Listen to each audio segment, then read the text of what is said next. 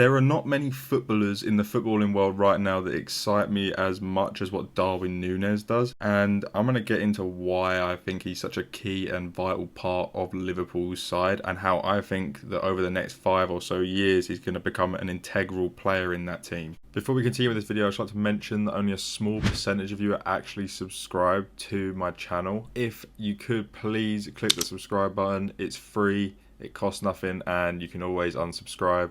I am also trying to hit 5,000 subscribers as quickly as humanly possible, so any support towards that would mean the world to me.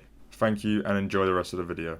Now, we've watched Darwin for the better half of 2 years now, and obviously the main problem he has at this stage is the fact he isn't that clinical. I'm not going to sit here and go on about how unclinical he is, how everyone else does, because I don't really think we should draw our attention away from his other key attributes just because he missed quite a few sitters. Now, I'm not justifying missing sitters. I think, you need to score. You're an attacker. You should be able to score. But what I am saying is there have been a lot of instances that without Darwin Nunez, Liverpool would have probably been in a worse off position. And today is one of them days as well, because today he scored in the 99th minute of football. And obviously for me as an Arsenal fan, it was absolutely heartbreaking, but it's not about me. Okay, it's about how well this guy is doing right now and how he's 100% won Liverpool points that they didn't deserve to win, I'd say, but he has single-handedly turned things around. I mean, he's done amazing things, and one of the main memories that come to my mind is very recent was the 2 goals that he scored against Newcastle at the end of the game in very quick succession. And it's weird because when you watch him, it's like he did that, but then he'll miss a sitter the next game, and it's like you literally did 2 incredible finishes,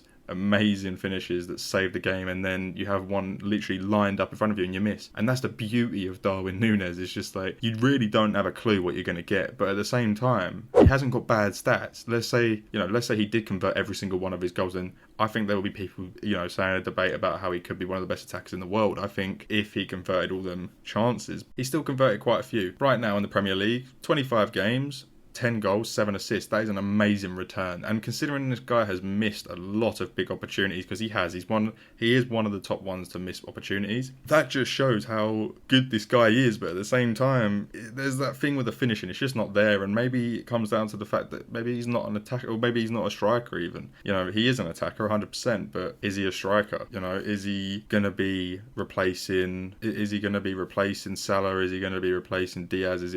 Where's he going to go? Because right now it's all aiming towards him going up front and centre forward. And again, I'm not against that. I think that's a great option, but you're not going to be able to have him as a kind of Haaland-like striker, because he's not that. He's an amazing player though, and I think obviously back in the day he was paired with Haaland, which was a bit unfair considering the season Haaland went on to have. Now he is showing his qualities. Now I can kind of justify why they paid 65 million for him. I think he's a great signing. I think he's done very, very, very well so far. And as I've said, Liverpool would not be in the position they are in right now without that man. And they owe a lot to Darwin Nunez. The composure and stuff in the big moments that really mattered are great.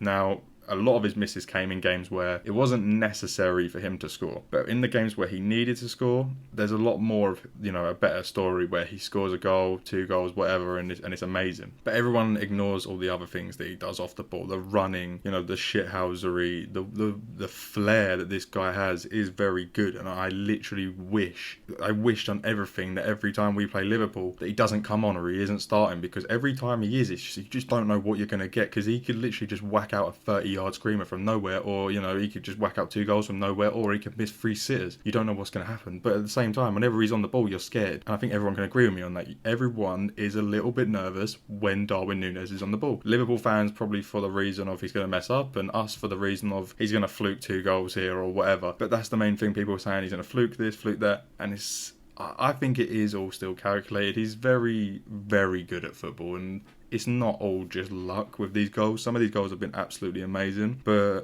a lot of people will still kind of point at him and say that he's, not that good of a player or whatever, but the stats really don't lie. And I mean, as we've said, 25 games, 10 goals, 7 assists, that could be 15 goals and 12 assists right now, realistically, if him and his teammates were more clinical. We've all been watching Liverpool season, we know how good they are, but at the end of the day right now, I think their best kind of hope of winning these games and staying up is the fact that Darwin Nunez is fit to start. I don't think Luis Diaz is going to be putting in as much work in that sense in terms of goals and assists than what Darwin Nunez is. I think Luis Diaz is amazing on the ball. He's literally so fluid with the ball. But Darwin Nunez just has something about him. The speed of the man as well is unreal. And I think there's like all these key attributes that all just come together to make a really good player. If he just sorts the finishing out, I think Liverpool could be, 12 points clear right now. But that's his main factor. That's his main drawback. But Liverpool still need this player. They need a player like this, a hot-headed, kind of flary animal of a player. And he doesn't care. He will run and run and run, and he will push. He doesn't give